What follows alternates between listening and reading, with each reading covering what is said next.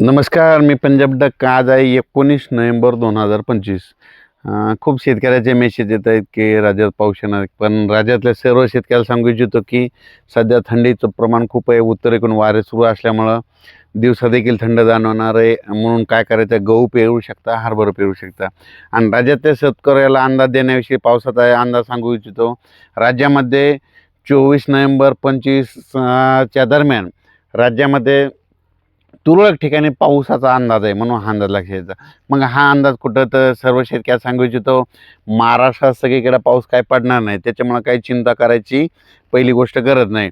फक्त काय होणार आहे, आंध्र प्रदेश, तामिळनाडू, कर्नाटक, तेलंगणा आणि केरळ या राज्यामध्ये पाऊस पडत असल्यामुळं त्याच्या सीमालगत कोणते जिल्हे आहेत, मग एक सांगली जिल्हा, कोल्हापूर जिल्हा, सातारा जिल्हा, सोलापूर जिल्हा, पंढरपूर जिल्हा, पुणे, त्याच्यानंतर इकडं धाराशिव ह्या पट्ट्यामध्ये काय होणार आहे, मग 24-25 तारखेला तुरळक ठिकाणी थेंब येणार आहे. कुठंतरी थोडाफार पाऊस पडणार आहे, सडा टाकल्यासारखा.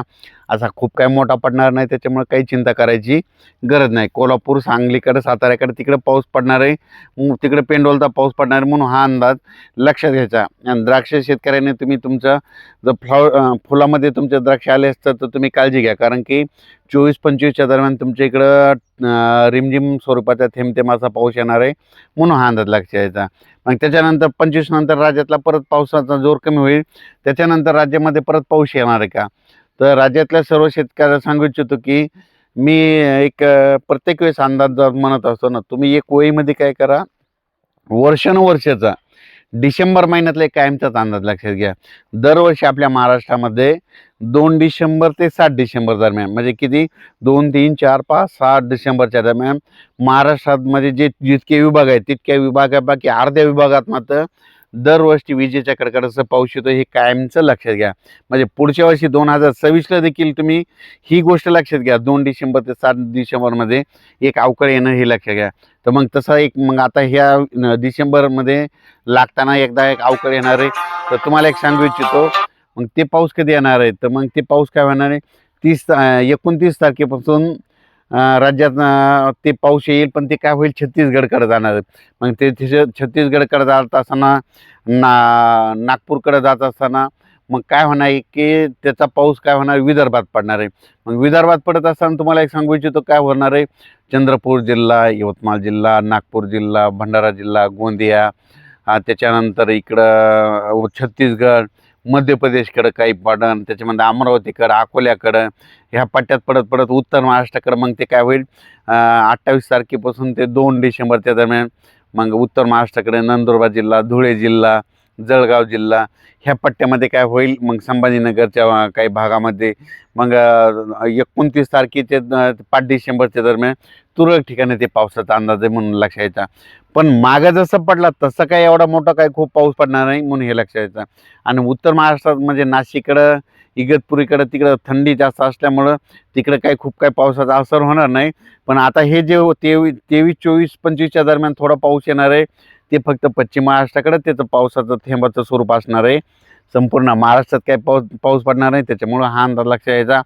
नांदेड जिल्हा, कारण की तेलंगणाकडे पडत असल्यामुळं नांदेडच्या काही जिल्ह्यामध्ये तुरळक ठिकाणी थेंब येतील, लातूर जिल्ह्यामध्ये तुरळक ठिकाणी कुठंतरी थेंब येतील, परभणी जिल्ह्यात तुरळक ठिकाणी थेंब येतील, हिंगोली जिल्ह्यात तुरळक ठिकाणी थेंब येतील, यवतमाळकडे तुरळक ठिकाणी थेंब येतील, बीड जिल्ह्यात तसंच होईल, त्याच्यानंतर सोलापूर जिल्ह्यात तसंच होईल, पुन्हा धाराशिव जिल्ह्यात देखील तुरळक ठिकाणी थेंब येतील, अहिल्यानगर जिल्ह्यात देखील तुरळक ठिकाणी थेंब येतील.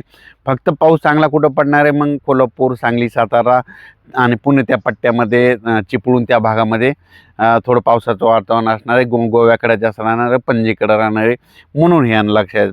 पण महाराष्ट्रात असं मग सगळीकडे असा नुकसान होईल असा काही पाऊस पडणार नाही, म्हणून सर्व शेतकऱ्यांनी हा अंदाज लक्षात घ्यायचा. त्याच्यानंतर काय होणार, राज्यात परत हे 5 डिसेंबरपर्यंत राज्यात वातावरण खराब राहील आणि परत पुन्हा एकदा तीव्र थंडीची लाट येणार आहे.